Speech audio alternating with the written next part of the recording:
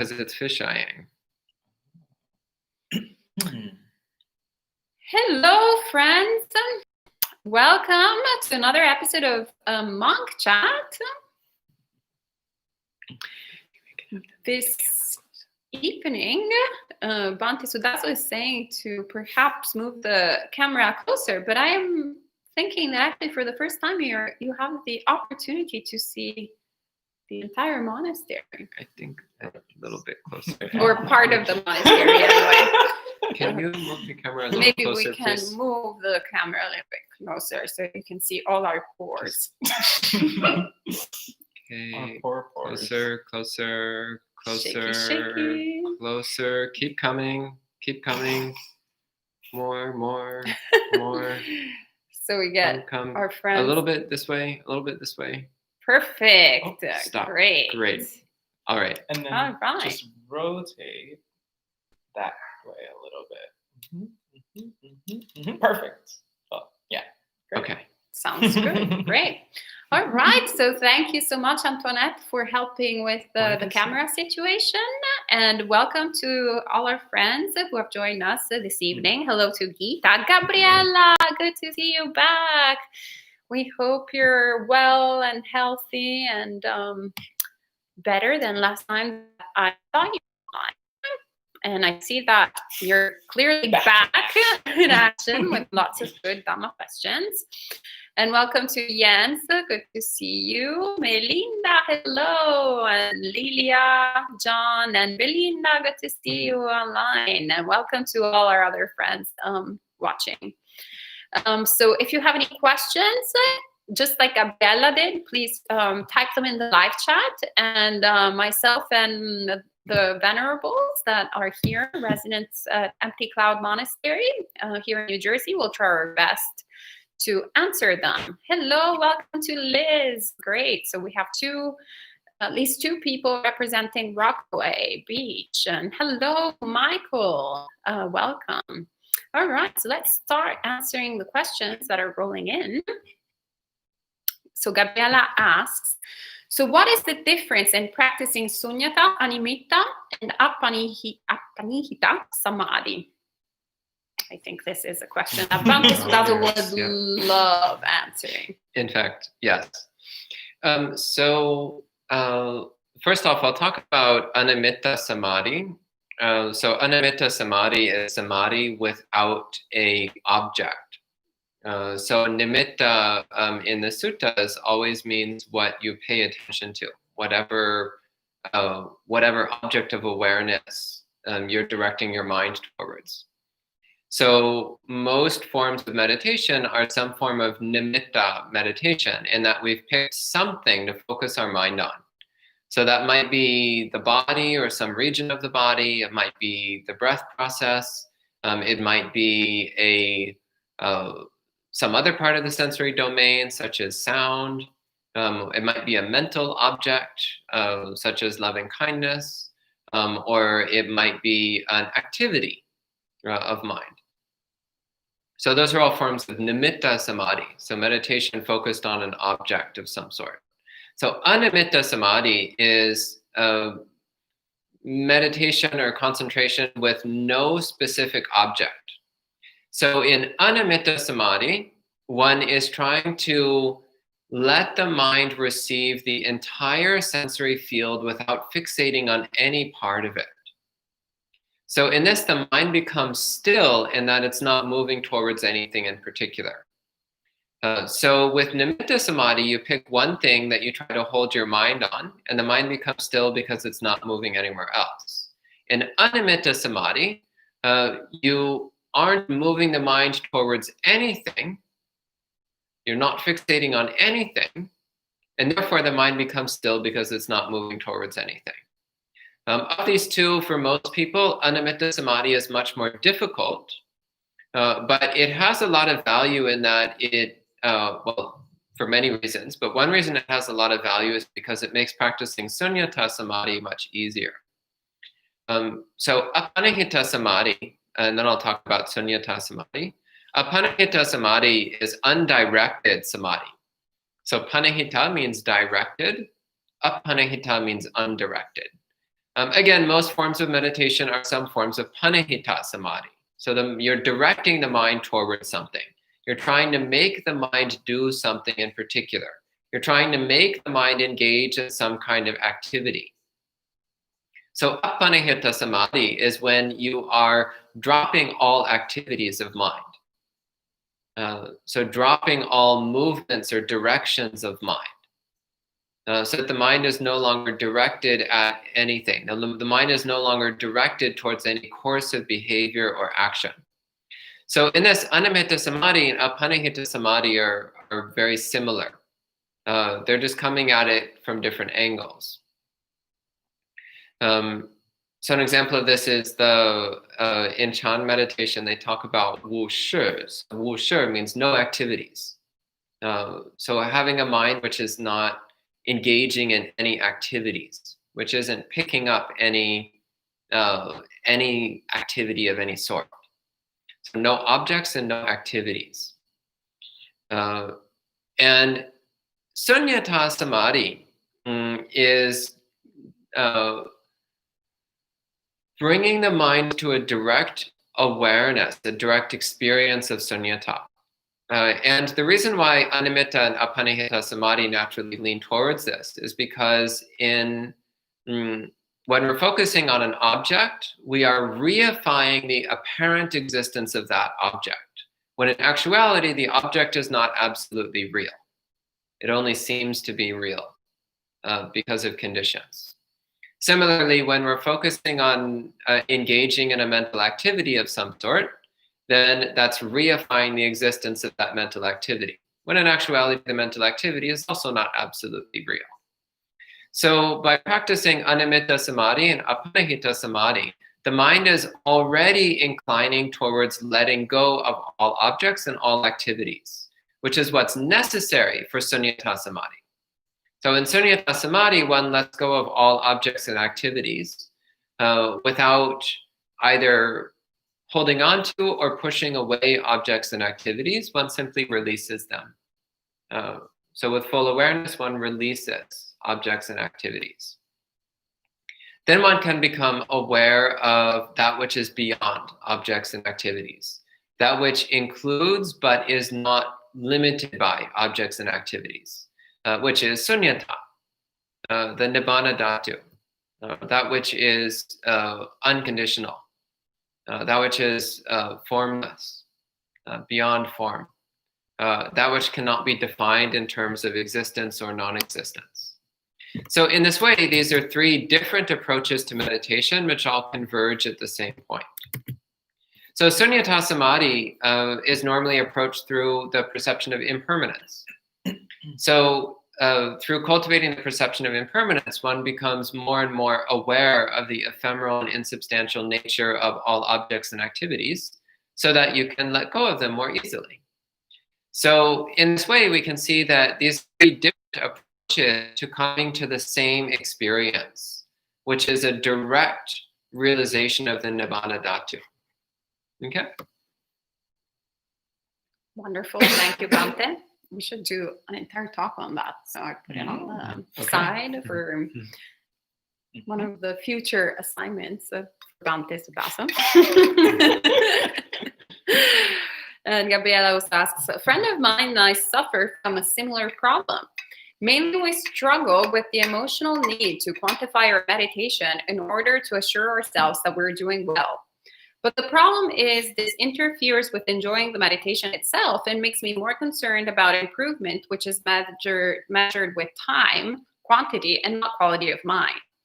How do we really truly measure progress without looking at raw numbers? And how can we be sure if our meditation is improving or if something like tallying time can be a hindrance? I think Venerable Pamuto would have some great pieces of advice.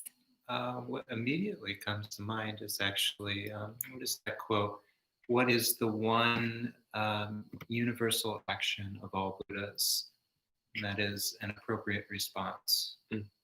Whatever arises, the appropriate response immediately and unobstructively comes to meet it. So how do we measure our progress? We will never be able to measure it on the cushion. Our progress is measured in our responses to the world. Even if we completely cleanse the mind of all defilements, we wouldn't really know what that felt like until we visited our family and we saw, oh, this is a totally different experience now. The base would be different, but it's our experience is not just about our base, it's about the objects that we're interacting with as well. So when the meeting of those is not impinged upon by greed, hatred, and delusion, well, then we're like, oh, that's it. That's what's different. So that's why when you sit down for meditation, any idea of trying to quantify it is really going to, you're not going to be able to. And to me, it doesn't seem like the enlightened mind has any concept of quantity at all. It's purely a qualitative experience. So just, are you there? It's hard to really know until you get up and you start trying to do stuff, and you get to assess, like, oh, my mind is more present. I'm more with it. I'm less distracted. So yeah, I mean, the simplest answer is don't do that. And maybe Venerable Sumano can talk about the next question. What does your current meditation practice look like? Shouldn't we each answer that question? Yeah. No. All right, we can start from right to left, left to right. And then he can take the next question himself. All right.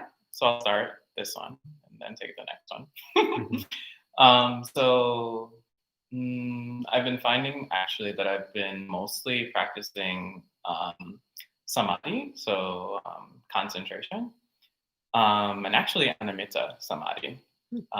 So for a while, I had practiced breath meditation mostly, and I tried body meditation, but I have a very restless mind when I meditate, and actually found that practicing anamitta meditation was very calming, and it was relatively, at least now, easy to get into, and so I've been focusing on that. And then, so Bante just explained a little about what that is like. And then I've also been practicing equanimity meditation as well.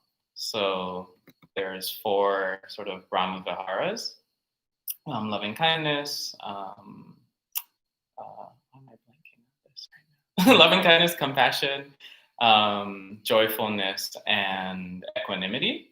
The first 3 come easy to me. So I don't usually spend much time on those unless something comes up. But equanimity is much harder for me, especially because I'm a greed type. So I've mostly been focusing on that. Upeka. Yeah. No, let's go like this, so and then we do what she says. Yes, there can't be too many moderators here. Yeah, my answer is pretty simple.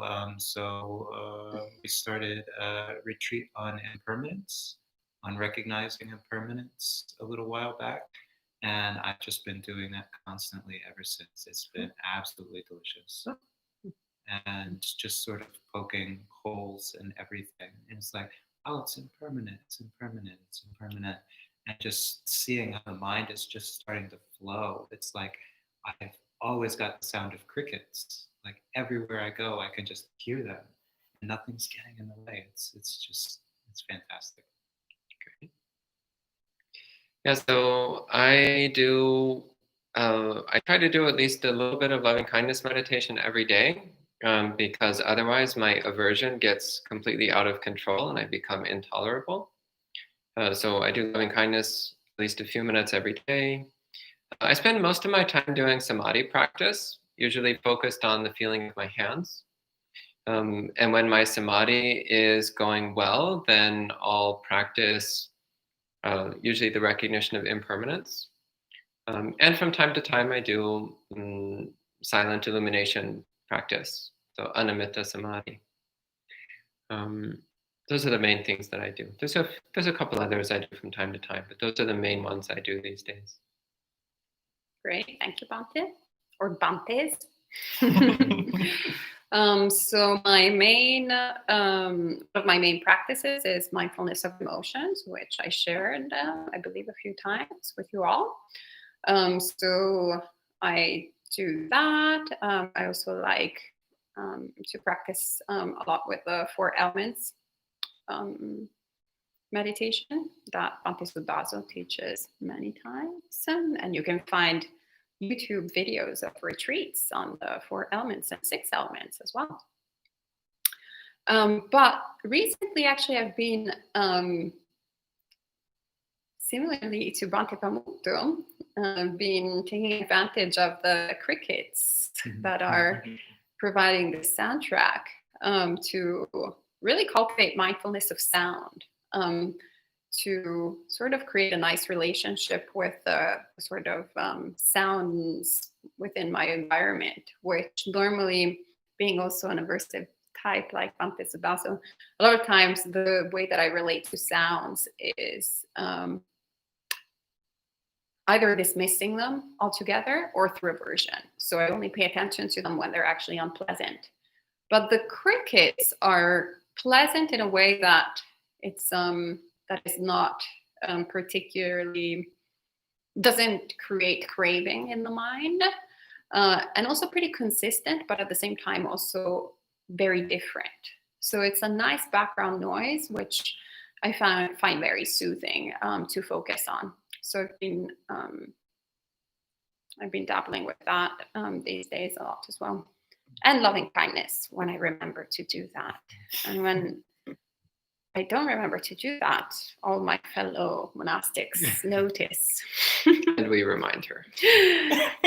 Thank you for the reminder. And Carol is asking, what is pervasive suffering? Someone once told me that I often exhibit pervasive suffering. Should I be offended? Venerable? Oh, right.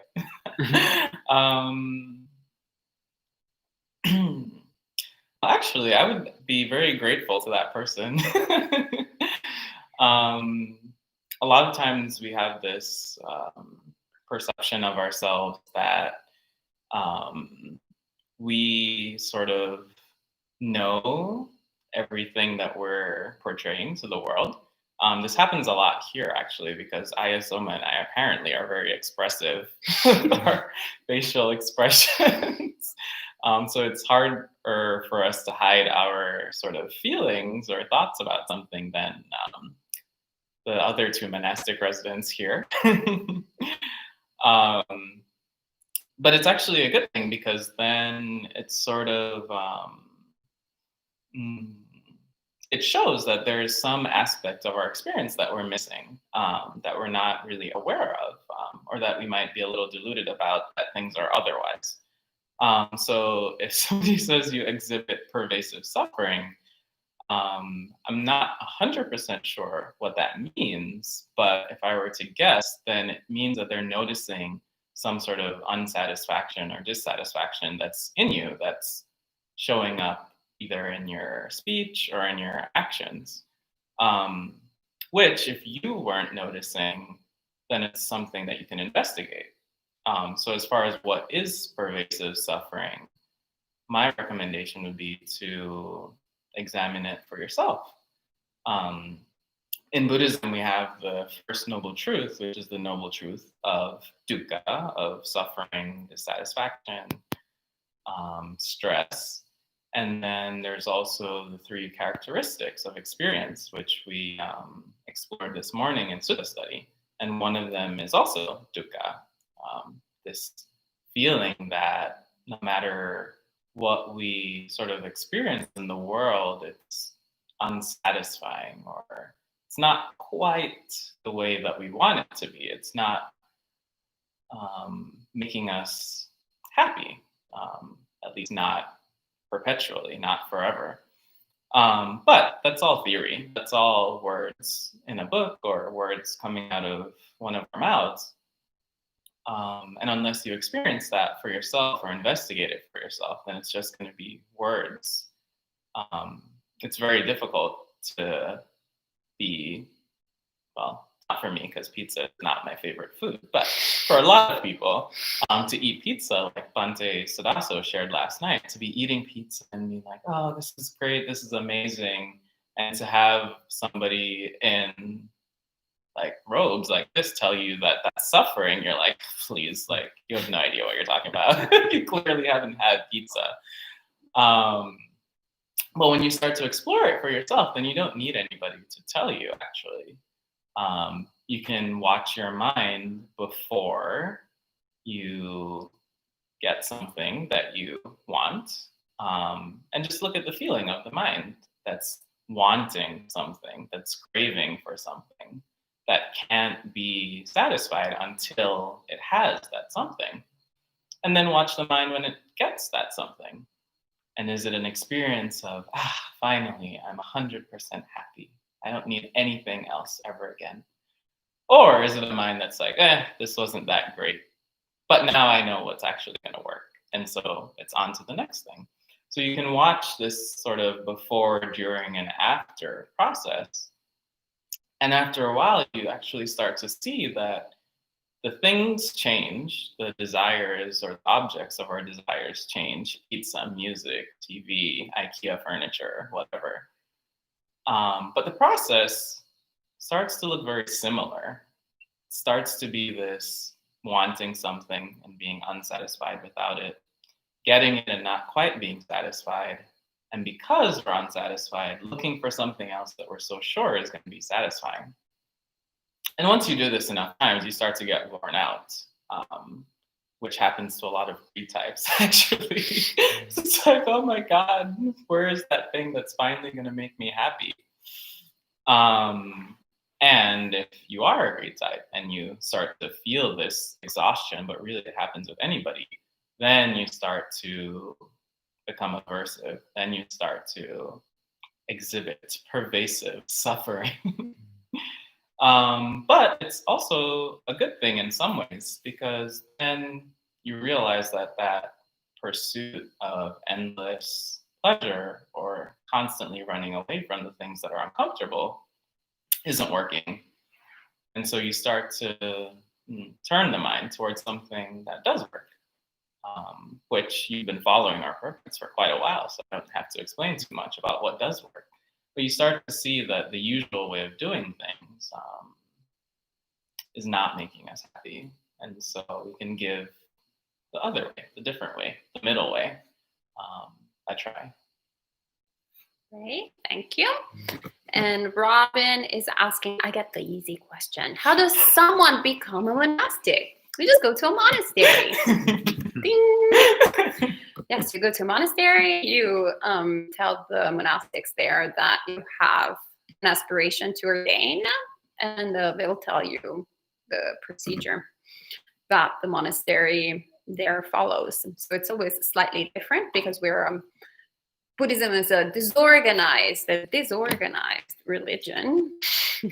So there's no central Vatican that tells any monastic order what to do. Like, so there's not like, oh, you have to go for 5 years to the such and such school and do a seminary and then such and such thing after a couple of years.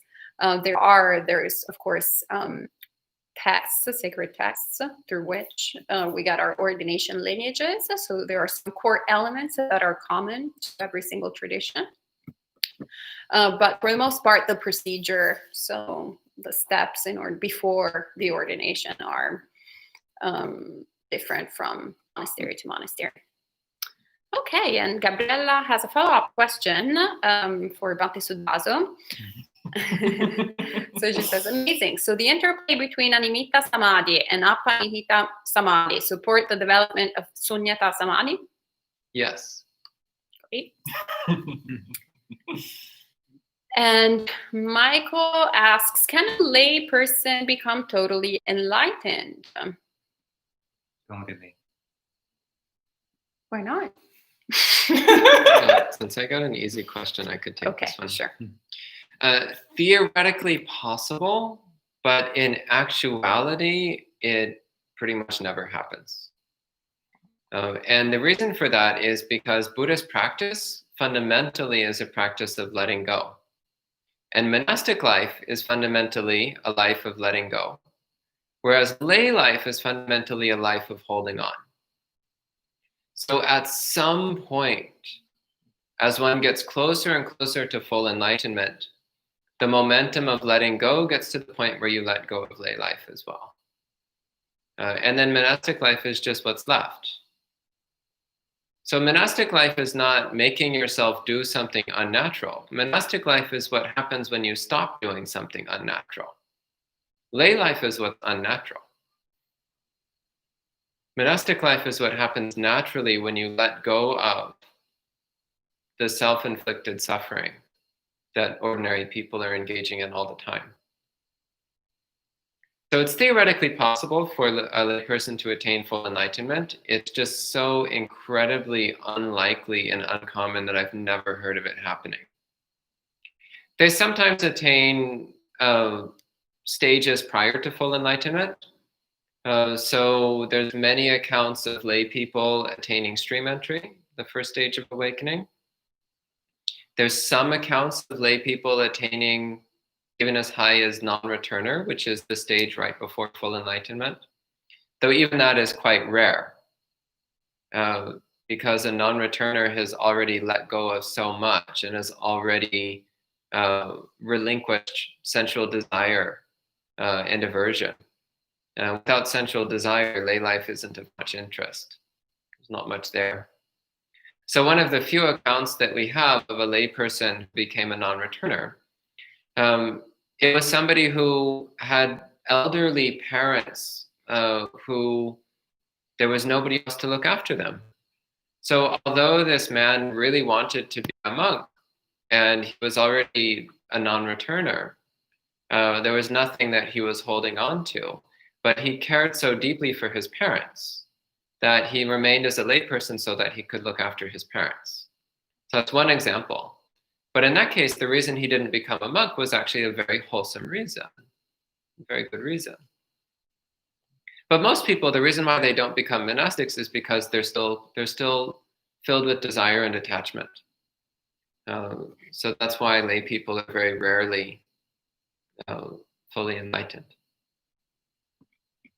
Fine, thank you, Banting. Beginning by saying, being back at school in a pandemic, this week has made me call on every single teaching you have ever given me over the years. If not for that, I would be on the floor crying right now. Aww. I am filled with gratitude for the Dhamma, the Sangha, and the Buddha tonight. No question is how I know I have made progress. Thank you, Venerable Pamuto. That is what I need to do. Meditate on impermanence. We all need to do that. But yeah, this is great to hear, Belinda. I rejoice in your sentiment and the fact that you're getting closer and closer to unconditional happiness. This is beautiful, and also what makes Buddhist practice so special, that it's not something that we believe in, but something that we do.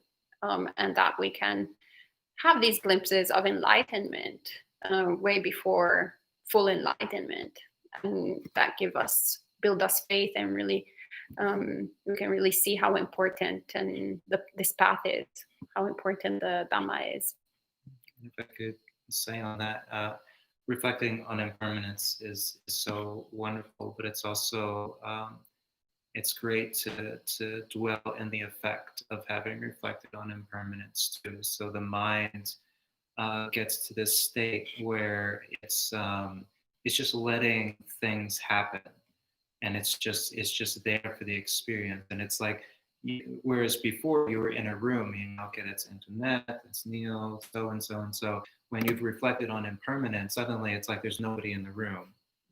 And that can be a wonderful way of sort of, even momentarily, if we can catch on to it, getting past all of the stories that we might otherwise build up around things. So it's the first week back at school, but in just this moment, just take everything and you just let all of the people fall away. You let all of the stories, all of the schedules fall away. It's crickets. It's this ring light that's burning our eyeballs. It's just here, just now, and the mind becomes. It's like it's just set free. It just becomes incredibly luminous, and we realize, for any moment we can go there, and it kind of recharges our battery for just a moment. Like, okay, we can go back to the stories, because we know that we'll have another moment and another moment where we break through and we see impermanence, and the stories are impermanent, so we can go in without as much worry. Thank you, Banting. Michael says, very interesting. Not shideas, in the neighborhood. Cicadas. Yes. I don't know what that is. Cicadas are the crickets, but they're a kind of cricket, but they only go during the day. Cicale. They're Cicale. humongous. Yeah, we get the nighttime ones, but not the daytime ones. Yeah. And we have just one more question left. So it's very early. You should type more in the live chat. Otherwise, we can have an early night. We're very tired at the end of the week. It's all right. But feel free to type in any questions you might have that are related or closely related to Buddha, Dhamma, and Sangha, and we'll be very happy to answer them. So Mark is asking, I've noticed that in most meditation classes I've attended, that most people struggle to meditate daily, even for 20 minutes, and even after years of practice. Any thoughts why this is and what the remedy is? Who wants to? Good, go ahead. I think it's because we get the order of the Noble Eightfold Path wrong. I think a lot of it actually has to do with the fact that, and I noticed this in myself, we think that we have to master meditation first, or that we have to master only meditation, actually. And outside of a retreat center, it's almost completely unsustainable doing it that way. And this was something that Venerable Thich Nhat Hanh pointed out, actually, that it's impossible to progress on the path really in any way if you don't have supporting conditions. And one of the biggest supporting conditions for that is right view and right intention. And just recently, actually, I realized how important it was that those two were sort of at the beginning of the Noble Eightfold Path. So right view, not in the transcendent sense of the Four Noble Truths, but actually in the very mundane sense of giving is meaningful, generosity is meaningful, that there are consequences of our good and bad actions. So generosity and virtue really is the groundwork for our practice. And then our intention of letting go, of renunciation, of not harming any living being, and giving up ill will, being filled with loving kindness and compassion for all beings. And so when you have those like sort of in place, and they look different in everybody's lives, but you can just imagine, living a life that is filled with the lightness of generosity, of having a generous mind instead of a stingy mind, that's filled with sort of the freedom from remorse of knowing that no one is going to take revenge on you for something that you've done to wrong them, that there's not a lie that you have to carry around remembering that you made because you have to keep it going. So there's sort of like this lightness that already comes at the beginning of your meditation practice. And then, so as far as renunciation is concerned, the environment that you're living in, living a life that is less weighed down by possessions, by not so much responsibilities, but rather these things that we think we're responsible for. For example, we're responsible for catching up on the latest Netflix series, we're responsible for staying on social media 12 hours a day. And I'm not exaggerating. If you look at this is actually a good practice to look in your smartphone, if you have a smartphone, at how much time you spend on Instagram and on Facebook. And you'll see for a lot of people, it actually is 12 hours of the day. How is that possible? Well, we're carrying the phone to the bathroom. We have the phone at work. We have the phone in the shower sometimes. They're waterproof now. It's true. Wow. It's true. Yeah. So you start to see, okay, Interesting. when you sit down for meditation at 7 p.m. and the mind is like all over the place and cannot get concentrated, and it's discouraging. You know, at the retreat, it was so great. Like people fed us and we slept so well and no distractions, and we go home and everything's just bombarding us. And the meditation doesn't go well. And nobody likes to do things that are uncomfortable, painful, not going well, and so falls away. So that's one way that I've noticed that the sort of energy that you build up at a retreat just gets sapped almost immediately as you go back to normal life. But that's because the conditions that you had in your normal life were not conducive to meditation at all. And so without those conditions, it's actually not surprising at all. And it's not something to beat yourself up over either, because you start to recognize, oh, if I watch 5 hours of Netflix, this was me, before going to bed, stay up till 2 a.m. and then tell myself I'll meditate at 5 a.m., it's probably not going to go that well. But instead of reflecting on that it's the Netflix or the whatever it is, run for junk food at Wendy's at midnight, instead of reflecting on that, we're like, oh, well, meditation just doesn't work outside of a retreat, or I'm not good at meditation, or something's wrong, but rather it's just the conditions. So I would say look at the conditions that are there, and if there's something we can do to change that, then it makes meditation so much easier.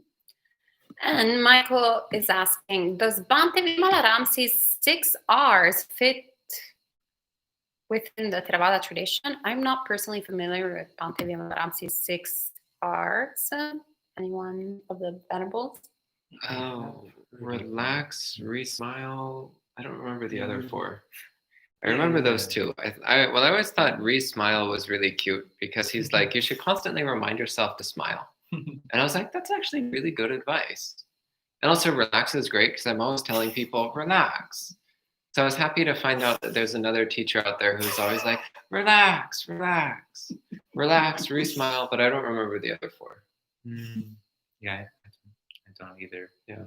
But suffice to say, it's just an approach. Like, of course, it's within Theravada. The Buddha gave an approach to breath meditation. It's 16 steps. It didn't have any R's in it, but it was polished. It has a lot of S's in it if you read it in the Pali. Asasisami Sekati. Yeah. Yeah. Asasisami Sekati. Yeah. It's just a tool. Yeah. So it's a tool that helps you shape a mind that sees the 3 characteristics, or that stays in the present moment, or that lets go of craving. That's just one way of going about it. Great. And John is asking, what are your plans for the future of the monastery? What are you most excited about? What do you need help with? What are our plans for the future of the monastery? You should answer these ones. Well, what are our plans? Well, the plans are to keep the monastery up and running. Which is a lot. So that is the current plan, present, future, basically until it shuts down. And what are you most excited about it keeping on being running and open and functioning? What do you need help with? Well, keeping it open, running, and There's a theme functioning. This is very practical, but not very inspiring. Yeah.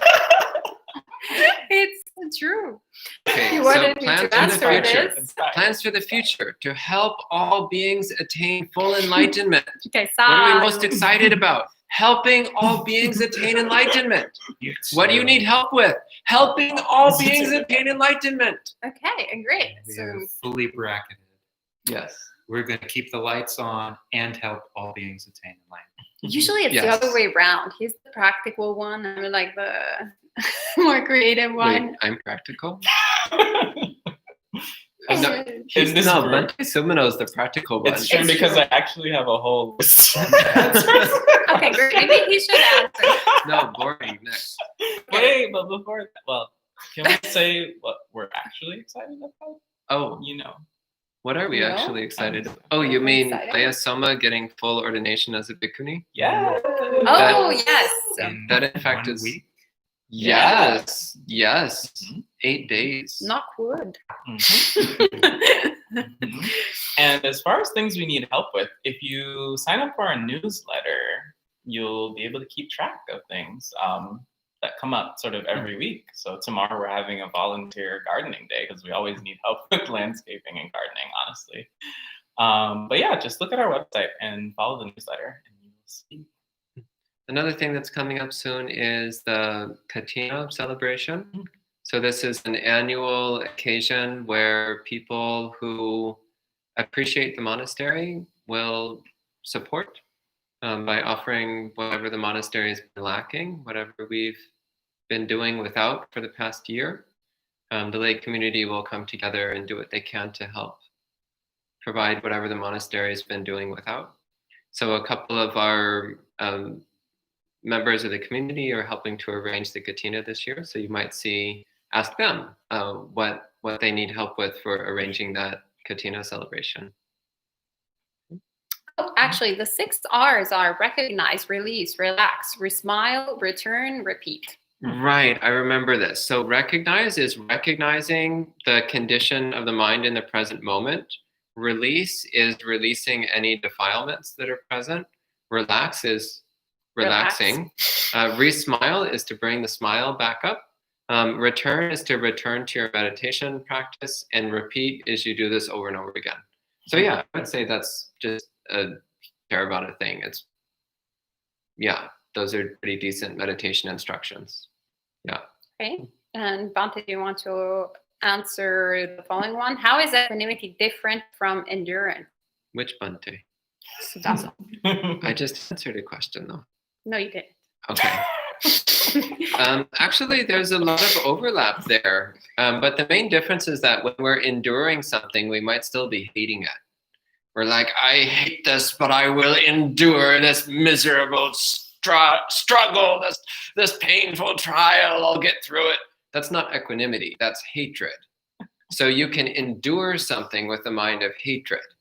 Or you can endure it by craving what's going to happen afterwards. Like, I will get through this meditation retreat because afterwards we're having pizza. So that's also not equanimity. That's just using greed to help you endure.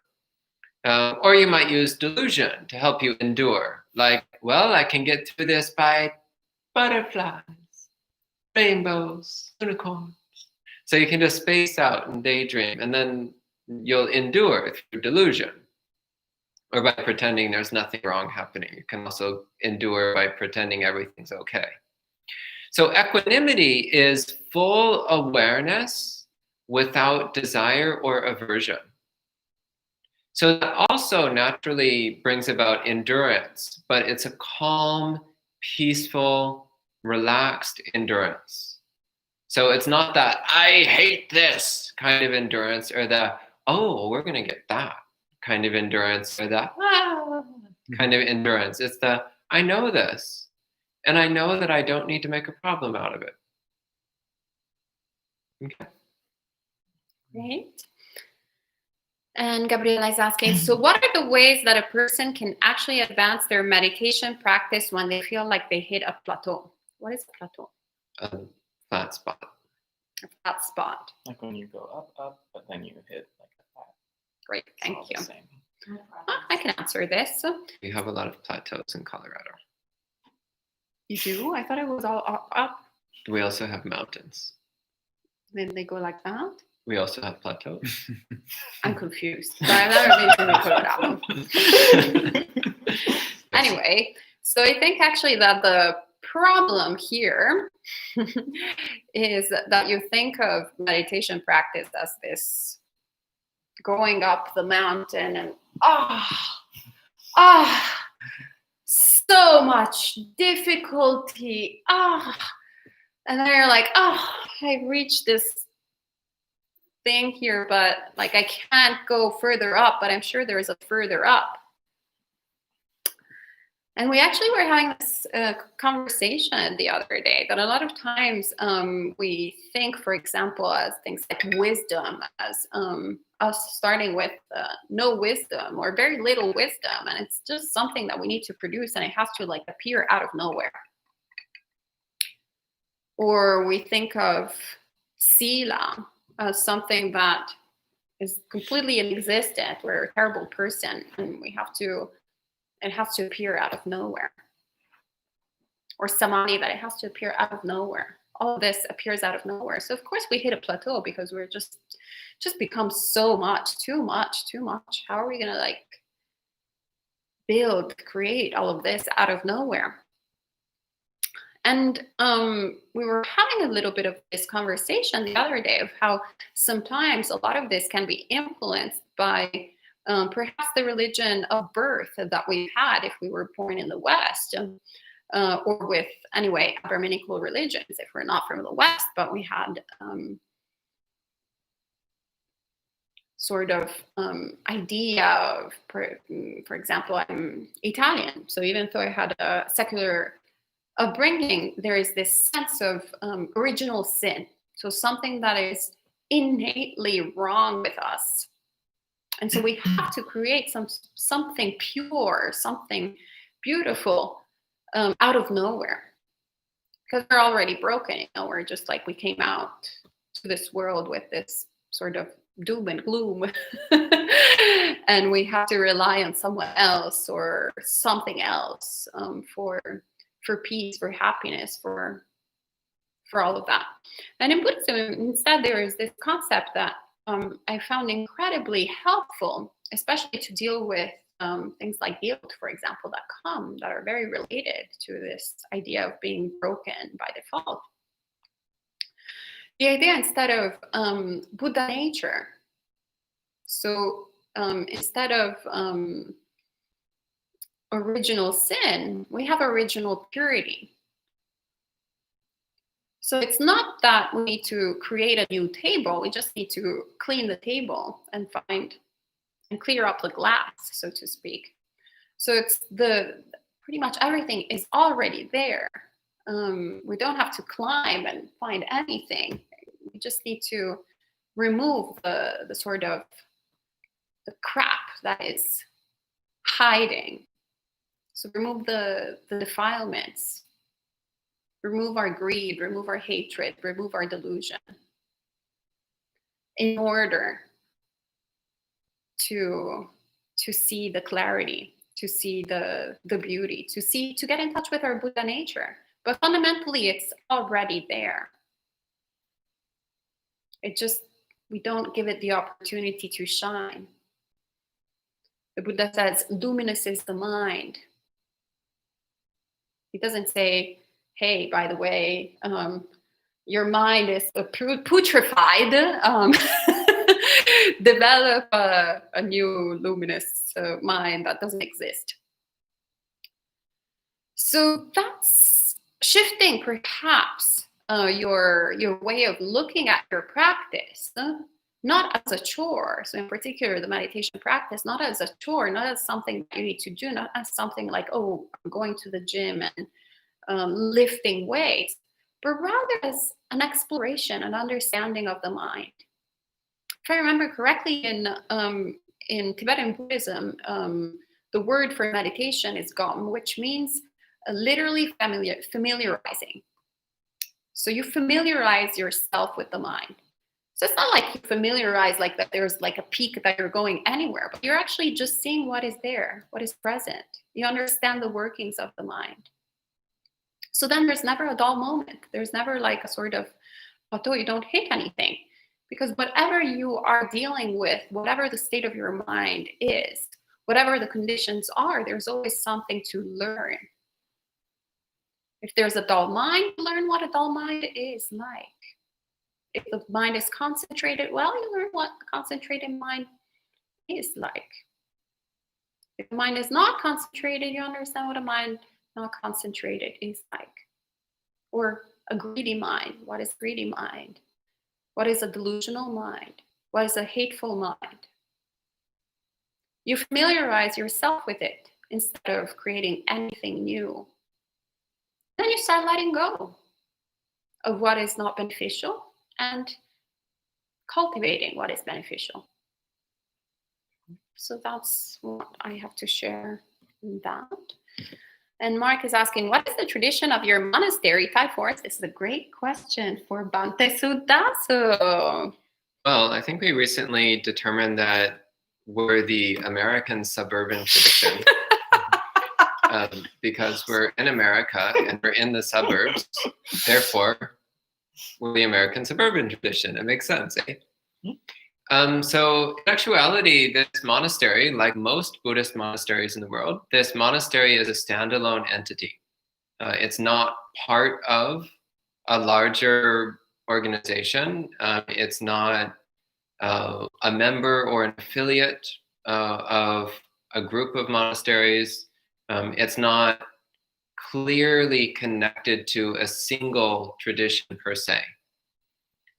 So ultimately, what tradition are we? We're the Buddhist tradition. Okay. Although we are a little bit inspired by the Thai forest tradition. To a large degree, yeah. Well, because I was trained for more than 10 years in the Thai forest tradition, as was Bhante Pramuto. All four of us appreciate the Thai forest tradition, and there's a lot of goodness in it. But we're not defined by the Thai forest tradition, although we draw a lot of inspiration from it. We also draw inspiration from many other Buddhist traditions, which is why I say that ultimately, what are we? Well, we're Buddhist. Great. And Maitreya is asking, when the Buddha mentions the Dhamma, he's only referring to the suttas in the four original Nikayas, right? And Bhante Pramuto perhaps can answer this. Well, when the Buddha was referring to the Dhamma, there wasn't yet four Nikayas. The word Dhamma was an extremely common word that had many nuanced meanings, one of which was truth, but the other was normal or thing, phenomena. What do you get when you combine those two meanings? Like in context, Dhamma was really just pointing out what's already there. And a lot of people were using the word Dhamma and they were saying, this is what's there, this is what's there. But often they were trying to create a perspective on it. They were trying to spin, this is what you're seeing. But when the Buddha used Dhamma, he's like, right wisdom or seeing clearly, just the Dhamma, the truth, right in front of you. That's what he was trying to lead people to.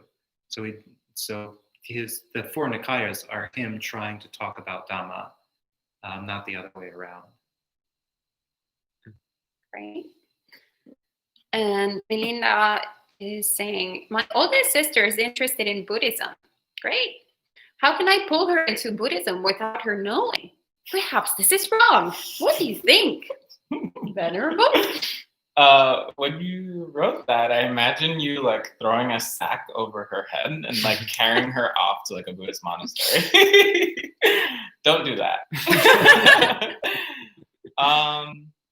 This is actually related to what Bhante Pramuto just shared, in that Buddhism, or the Dhamma, is a practice of recognizing the truth of things, the truth of the way that we're living our lives and how we can do so in a way that ultimately gets us to unconditional happiness. That's something I think anyone can get on board with. You tell someone that this is going to make them happy, then most people are pretty interested. It sounds though like what you're saying is that your sister may have some resistance to the idea of Buddhism as a religion. So don't approach it from that perspective or that point of view. It sounds like you care about your sister. So I would say simply start with helping her in simple ways that you may already be doing actually, and you don't realize. But if you're practicing well and you're helping her by being kind, by being compassionate, that's already teaching her the Dhamma. It's through demonstrating in your action, in your thoughts, and in your words as well, what Buddhism as it's practiced actually looks like. It doesn't matter if you call it Buddhism, really. She's seeing these qualities in you, and even if she doesn't necessarily recognize that she can emulate them, there's like, oh, my sister is really kind and really compassionate. And when bad things happen, she somehow has this stability of mind that gets her through them. And so I found that once you start to have that sort of lived experience of the Dhamma, people get curious, at least if they're paying attention. And if you're particularly close to someone, then there comes a point where they come to you for advice or just to ask, like, you're like up late on a Friday night, but you're not at the club. You're on YouTube Live watching like these 4 people in like tablecloths. Like, what is going on? And that's like an opportunity for you to share something, or even just sharing, in a difficult moment that something you did was helpful and maybe it will help them. So I found it easier to let people come to you for the most part. Also gauge their receptivity. But you don't necessarily have to use the B word to do it. And in a lot of ways, it's more helpful not to, because then it stops being about Buddhism as a concept or as a ritual or religion, which can be very heavy for some people. But actually, it's about a practice that at its core is a practice. It's something that you're expected to incorporate into your life as a way of experiencing the world and acting in the world. And when people see that, then it's no different than seeing you, say, eating more healthy and exercising to keep your body well. It's not like, oh, this is so strange. She's eating vegetables. Like, that's a whole like cult that I want to be involved with. But rather, oh, when I eat vegetables, I'm lighter, I'm healthier, I have more energy. And then they're like, oh, maybe there's something there. So I would say approach it in a light sort of way that makes sense for the situation, rather than trying to shove Eastern philosophy down her throat, which I can tell you will not work. But just keep practicing well, which I know you do, Melinda. And that will help. And Belinda is asking, when is Katina? Katina is in exactly 1 month. So October 11th, here at the monastery, you're all welcome to join. We'll have a little ceremony outside, it seems. And hopefully the weather will keep up in October. And yeah, we'll post some more information soon, in the next couple of days, I believe. And Helena Misfit, I love your nickname, asks, when providing an offering for alms round, I thought about giving more vegetables rather than sweets, but I imagine some things would not fit in your bowl. Should I stick to items that can only fit in your bowl? Thank you. Sorry for the uninspiring question. No need to be sorry. Actually, all you need to do is rejoice in your own goodness. It's really lovely that you're so thoughtful and caring and giving. These are all incredible, wholesome qualities that you need to treasure and acknowledge in yourself and grow further. And yes, vegetables are incredibly wholesome, just like the qualities of the mind that you want to cultivate. And there's no need to restrain the offerings of your heart to the size of the bowl. So keep them growing. Yes. Anything you wish to give to the Sangha, you're welcome to always put it in the bowl. And James is asking, good to see you, James. Yay, we have James and Gabriella, the good old days. I haven't seen both of you in a while. How are the 7 awakening factors developed based on metta in order to result in liberation?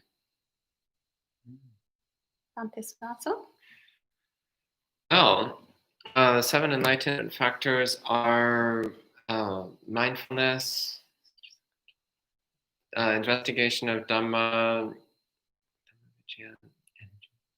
virya, euphoria, tranquility, samadhi, and equanimity. So metta, well, in order to practice metta, first off, you need to be present and you need to be aware of the mind. You need to be aware of the feeling of metta in the mind. So you need to have mindfulness to that extent, and it bolsters mindfulness to that extent. Dhammavicaya, well, you need to examine what's going on in the mind that's preventing metta from manifesting, or that's keeping it weak or making it diminish. So there needs to be some investigation of what's obstructing the practice of metta, the development of metta. Energy, you need to apply energy. And also conversely, as you get deeper into the metta practice, you'll find the mind naturally becomes more and more energized. The mind naturally becomes more bright and wants to be present, wants to be here, wants to be awake and alert. And a lot of that's because of the joy, the euphoria, the sense of happiness and pleasure that comes up as the mind becomes more deeply immersed into metta. And also conversely, the more we feel happiness and joyfulness and euphoria, the more natural it is to want everybody else to have this pleasantness of mind as well. And all of that contributes to samadhi. The Buddha said over and over again, when the mind is happy, it attains samadhi. When the mind is happy, it enters samadhi. So metta is a happy meditation. It's a joyful meditation, which means that it naturally helps us progress towards samadhi, helps us develop samadhi. And when the mind is unified and collected, then it is undisturbed. It is not pushing or pulling, which means equanimity also comes within reach more easily. That's how I would connect metta with the 7 enlightenment factors. Great. And Deachen, or Zis, I'm So I like Zeache is pretty good. Are you aware of the story of the Emerald Buddha? Could you share some of the background behind it? I heard wherever the statue is, it is the center of the Buddhist universe. Yeah, I don't know anything about it. I know that there's a really famous green jade statue in Thailand called the Emerald Buddha. That's about all I can tell you. Yeah, someone donated a little replica of it to the monastery, not jade. I think it's plastic. But yeah, that's all I could tell you. Really famous green jade statue in Thailand. Yes. Sorry. Monks. But yeah, I don't believe it's the center of the Buddhist universe. I have to say that one I'm not on board with. All right. And Elaine is asking, do you still plan on offering a ceremony regards to the Bodhisattva vows? I believe so. We should probably find out who wants to do that and then set a time for the people who want to do it. We'll talk later. Complicated, but I think we will be doing it and announcing it soon. I put it on the things to be done. And Maitreya is asking, how do we differentiate between real and fake Dhamma? That is a really great question. And also, I've decided it's going to be the topic of one of our Dhamma talks in the future. But in the meanwhile, actually, since I already answered that question in the past, let's see what Venerable Sumano has to say about it. Pub quiz. Actually, there's one easy way to go about it. And sort of the preliminary way, if you're just sort of in a situation where you're not sure if maybe something that you're doing or something that you're hearing is Dhamma or not, is to see, is it contributing to the increasing of greed, hatred, and delusion, or is it contributing to the decrease of greed, hatred, and delusion? A lot of times I think we can get sort of hung up on a tradition or the way that a particular group of people practices. And it can be very inspiring, actually, to see how different people across the world and different lineages, etc., practice. And it's also, though, very easy to take that as a representation or a manifestation of the true Dhamma, or is that the phrasing used? Difference between real Dhamma Real and fake Dhamma. But rather, it's more important to look at what those practices are leading to in terms of your mind and the path of liberation that the Buddha laid out. So if you want to get down to the basics, then you have the Noble Eightfold Path.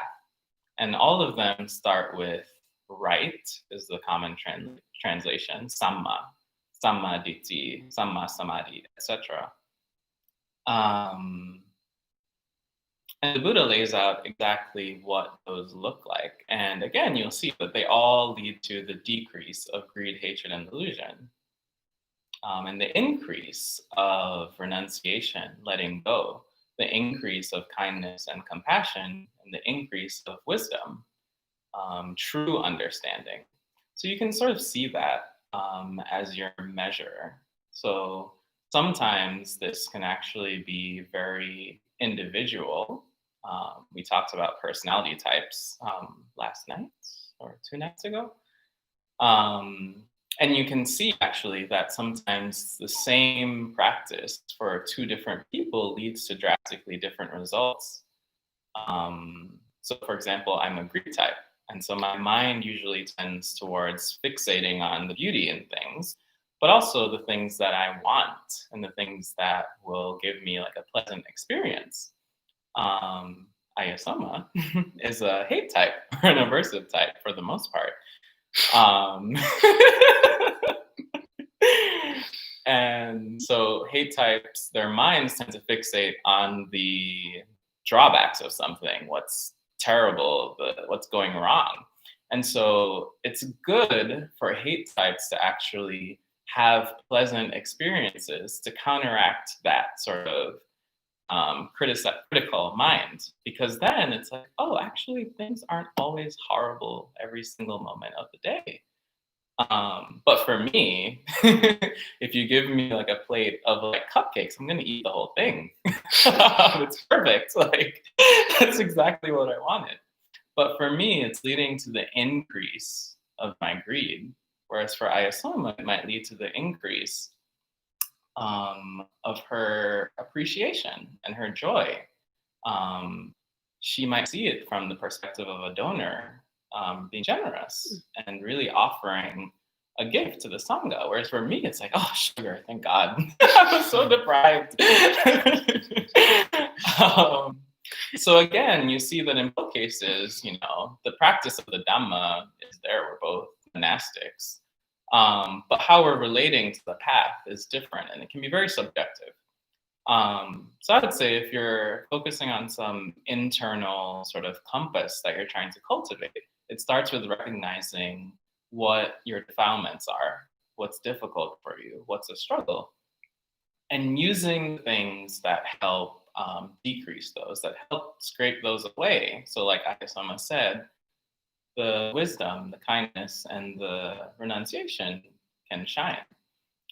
As far as other people are concerned, and whether their practice is something that's helpful or harmful, then you can just see, are they saying things that help people let go?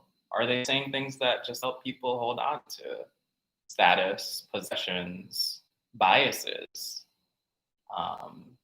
Those things are even more difficult because they're very subtle. And are there things that are increasing people's hatred or aversion or discriminative sorts of ways of looking at the world? So we're better than those people, or we deserve to practice in this way and those people don't. So just keep that in mind. And then it becomes actually very easy. You don't have to worry about Nikayas and whether it's in the Pali Canon or Theravada, Mahayana, it's China, Korea, whatever. To just be able to see, well, how is this person in front of me practicing? And is what they're saying in line with what the Buddha said? And then it's clear. Great. Thank you, Bante. And Gita has a question for Bante Pamuto. And Gita says, what type are you? Greed, hatred, or delusion? Delusion. With strong hatred.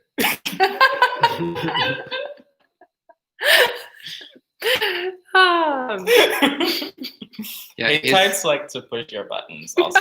So, like I mentioned yesterday, delusion types are hard to have their buttons pushed. it's true. It's one of their good qualities. But like I mentioned yesterday, so often that we have levels. So like Pamuto, his delusion was like way up here. And so as he reduced his delusion, then his hate started to become more apparent. It was always there. It's just as the delusion level dropped, the hatred level is more clear. Yeah, it's like astrology. There's the sign and then there's the rising sign.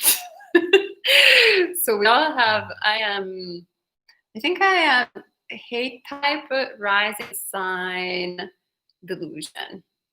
Yeah, I'm hate, rising, greed. Greed, rising, hate. We're all coming out.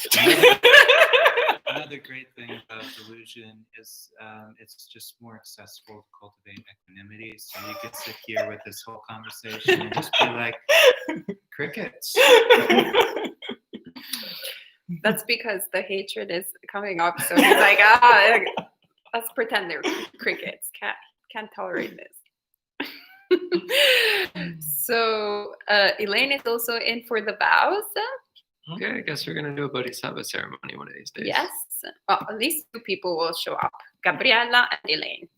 Okay. And Zeache, or Zees. You skipped one. Oh, I skipped one. Sorry.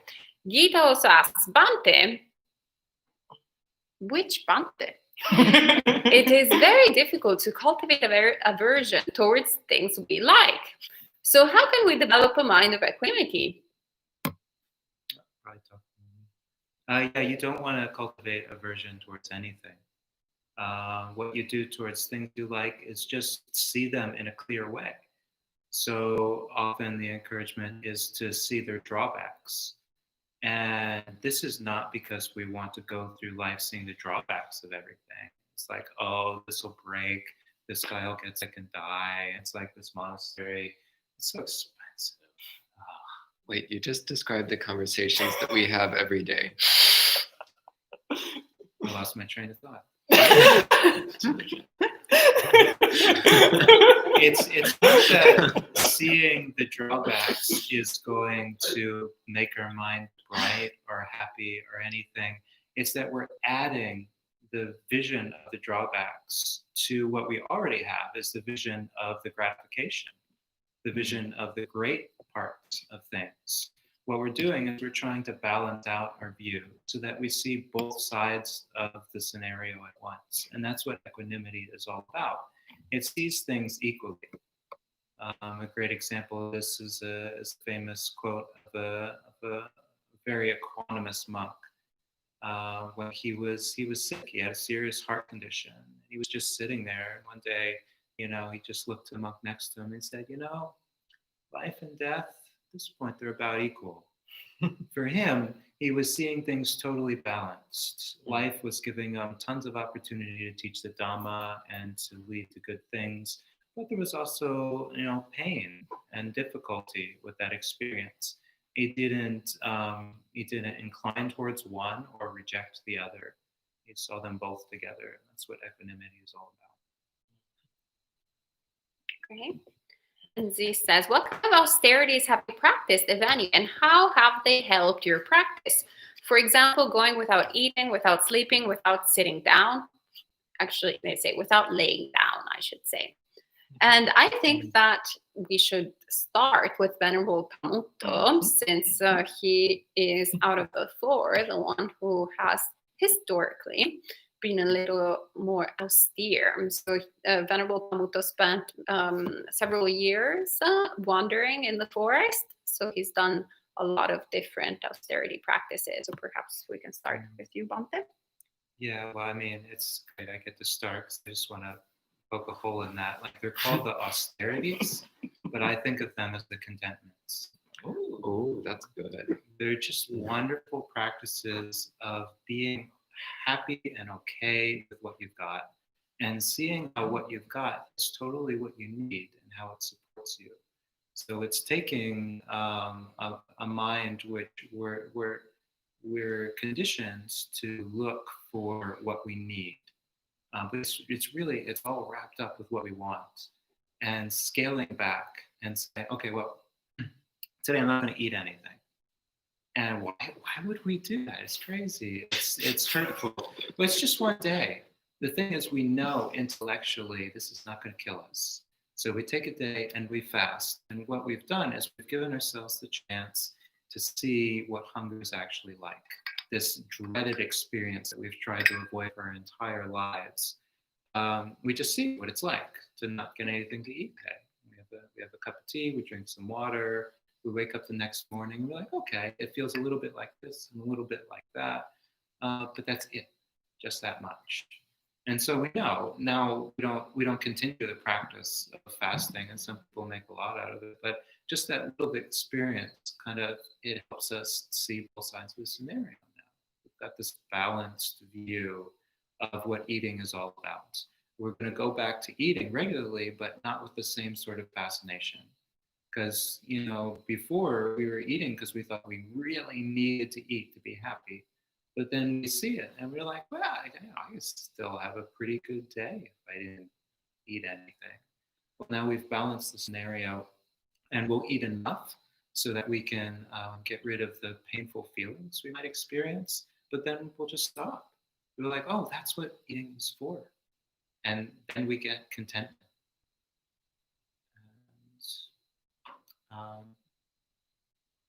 So as monastics, we actually practice with just about anything we can. So food, sleep, shelter, clothing, we experiment with all of it. That's something that being a monastic allows us to do. We're kind of outside of the fold, we're not going to have to wake up and go to work and do brain surgery tomorrow. So we can experiment with not sleeping, or we can experiment with not eating, or we can experiment with, having an open shoulder when it's chilly out, and just see, what's this experience like? We've got nothing to lose, really, and a lot to gain by investigating. So that's my 2 cents. Okay. Next question. No, it changed one. Everybody. Oh, yeah, what he said. All right. Well, very austere. One of his foremost qualities that came out very quickly, because he didn't have any problem with not eating. I was thinking exactly about so aversive. Like he would get a cup of black tea and he would just sit there and drink it and just glare at all of us. Like, you look at you, backslider. This was years ago. Years ago. This was when I was a junior monk. But yes, it's true. I was like that as a junior monk. But the real austerity was the ability to tolerate physical pain. So whereas many of us would be incredibly averse to like pain in our knees or in our back, we'd shift posture, we'd get up and we'd walk. Ante would practice with just sitting there with it and just looking. It's like, wow, this feels like, oh, it feels like it can't possibly get any more painful. Let's wait and see. And then, oh, it did. It got a little bit more painful. I wonder if it'll keep going. And then eventually reaching a point where, yeah, it's not going to get any more painful than this, and this is not that bad. Great. Thank you for also sharing about the Sudasa's experience. That's wonderful. And I will add to that that it's very important to take any type of so-called austerity practice as a means to an end and not as an end in and of itself. And so as a layperson, way before I was interested in Buddhism, actually, I've done a lot of these so-called austerity practices for entirely different reasons. I went without eating, without sleeping, without lying down, also without sitting down, actually. Just because I was living in New York City and I wanted to be successful in my indie project. And I spent incredible amount of hours really putting so much effort in creating the conditions for whatever I had in mind to come into realization, which created, definitely certain qualities of mind that then have become useful in Buddhist practice, but it didn't get me 1 inch close to awakening. So when I started Buddhist practice and I encountered the concept of the austerity practices, it was a very good reminder not to think that is the solution, that just because we do that, then we're going to attain awakening, or just because we don't sleep for multiple days, then automatically we become enlightened. But rather, it's really looking at our minds, being quite honest with our defilements, being quite honest with the work that needs to be done, and seeing what is the right antidote. And also another thing that really made an impression on my mind was understanding that, for example, not every single Buddha in history, Sammasambuddha, has had the same history of Shakyamuni Buddha. So the current historical Buddha that we normally refer to when we say the Buddha is Shakyamuni Buddha, who has the renowned story of going through significant ascetic practices in order to come to the realization of the middle way and practicing the middle way. But there are other Buddhas who never even practiced in that way, who didn't have to go through that because their conditions were different. If I remember correctly, it was actually Buddha Vipassi who didn't do any ascetic practice at all. We just realized. And there is a canonical story, about Buddha. He basically he ordained, and his whole family and community ordained, and he was enlightened by the end of the night. It's true. Not all Buddhas go through ascetic practices. Only some do. Yeah, so I would just like to highlight that. First, the purpose, the right intention, as Venerable Solana was talking about earlier. Very important to have the right intention in whatever we're doing. And the correct understanding. And seeing everything as a means to an end. Also as monastics, we can get very obsessed with, for example, the precept of not handling money. But we were talking earlier during conversation with monastics here. I was reflecting, for example, Queen Elizabeth. I doubt that she's ever touched money her entire life since she was born. But is Queen Elizabeth an enlightened being? I don't think so. I don't think she even wants to handle money. Do you see what I mean? So she doesn't have the need. So it's, what are we doing with these practices? Are we really understanding what is the training and the purpose behind it? Or are we just practicing them with the idea that by doing X, Y, and Z, by doing these rituals, all of a sudden awakening comes into being? Yeah.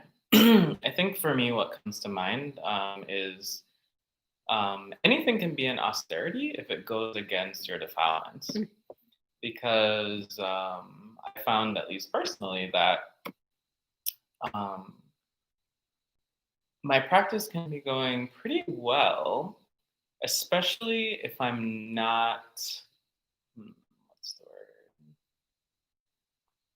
I'm not quite nudging myself, so to speak.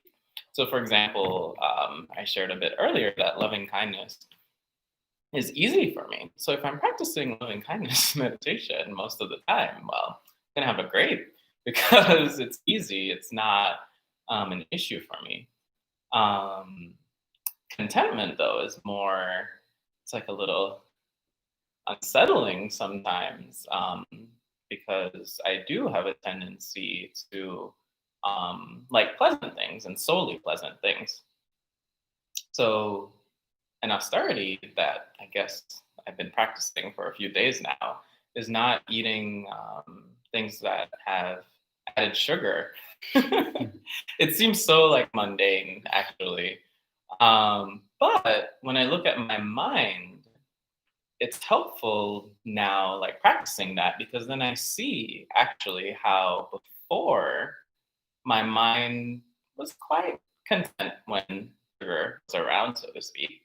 And now that it's not, there's a part of me that's like, something's wrong. Like, what's going on? You've cut off one of your only sources of happiness in the monastery. That's what the mind tells itself. You cannot, exactly, that you cannot be happy without X, whatever X is. You can't be happy without criticizing the people you live with. You can't be happy unless you have pizza. You can't be happy unless you have enough space and time to daydream.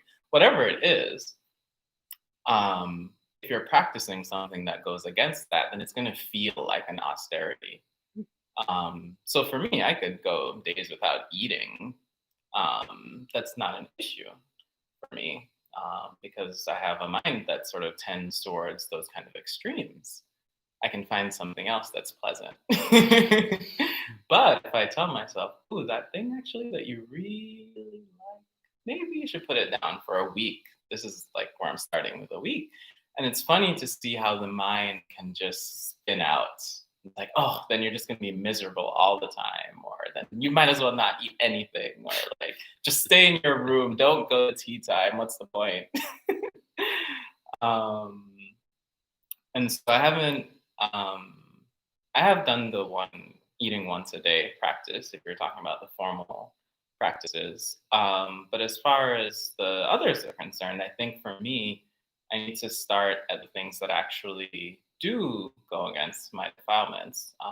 And a lot of the others, for whatever reason, they don't bring up that sense of actually helping me along the path. It just seems like another thing that might be nice, but it's not challenging me. That's what I'm looking for.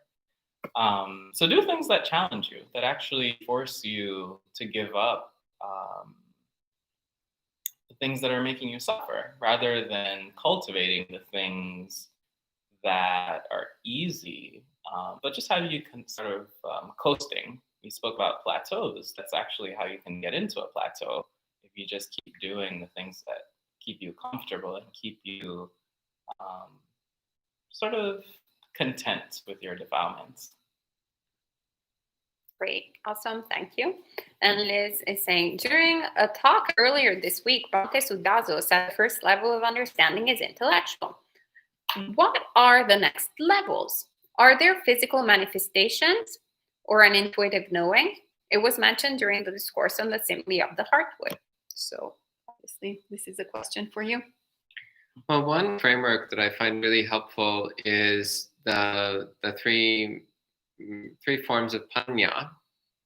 So Suttamaya panya, which is the wisdom that comes from learning. Chintamaya panya, which is the wisdom that comes from thinking. And Bhavanamaya panya, which is the wisdom that comes through developing or experiencing. So Suttamaya panya is when you hear something or you read something. So there's that basic first level of intellectual understanding. So for example, you hear about emptiness and you're like, oh, everything's empty, whatever that means. Okay. Chantimaya Panya is when you really think about that deeply and you start to get some sense of like, oh, so that's not saying that things don't exist, but it's saying that their existence is conditional, apparent, that it isn't quite as solid and real as things seem to be, but nonetheless, something's actually there. So it's more like things aren't really either existing or not existing, or maybe they're kind of both existing and not existing. So it's starting to get a sense of, through really thinking and exploring, mentally exploring a concept, you start to get a much deeper and more thorough understanding of it. But the third level of knowledge, the third level of wisdom, is when you train your mind to have a direct experience of what is being spoken about. So it's one thing to think about emptiness. It's another thing to immerse the mind in the experience of emptiness. And that's something which we mostly do through meditation practice, though, of course, that's supported by all the factors of the Noble Eightfold Path. So it's that experiential understanding. And you ask, does that have physical manifestations? Well, actually, yeah, it does. Because the body is completely within the mind. The body is simply a mental experience. So when you train your mind, then your experience of your body changes dramatically. Your physical experience changes dramatically.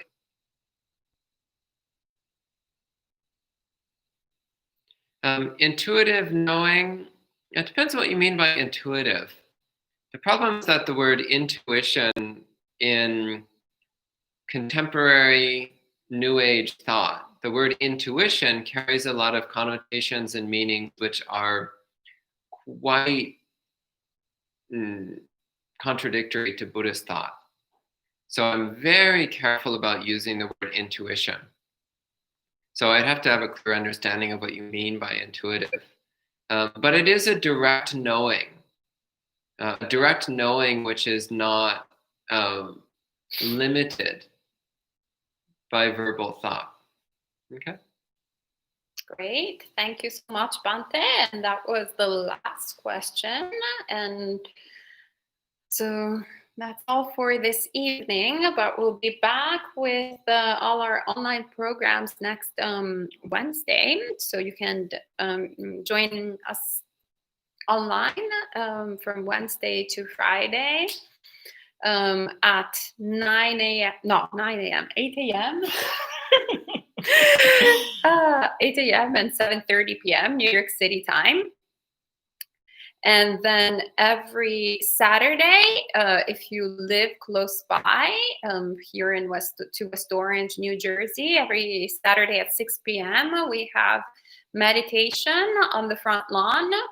And this Sunday, we also have a special meditation, morning meditation with Bhante Sudaso by the Buddha statue that we will be inaugurating next weekend. So next Sunday, you're welcome to come to the monastery and we'll have a little outdoor celebration. So bring your masks and a place where to sit, a blanket. And we have a few acres here where we can all spread and be in community and talk Dhamma and worship the Buddha, to whom we have so much gratitude for all these teachings. All right. And actually, in order to get ready for the inauguration of the Buddha Rupa next weekend, tomorrow afternoon here at the monastery from 2 p.m. to 5 p.m., we'll have a volunteer afternoon, volunteer gardening. So planting some beautiful flower offerings to the Buddha. So if you can join us at that time, it would be great. All right. So we can end with 3 sadhus. Sadhu, sadhu, sadhu. And have a great, as we like to say.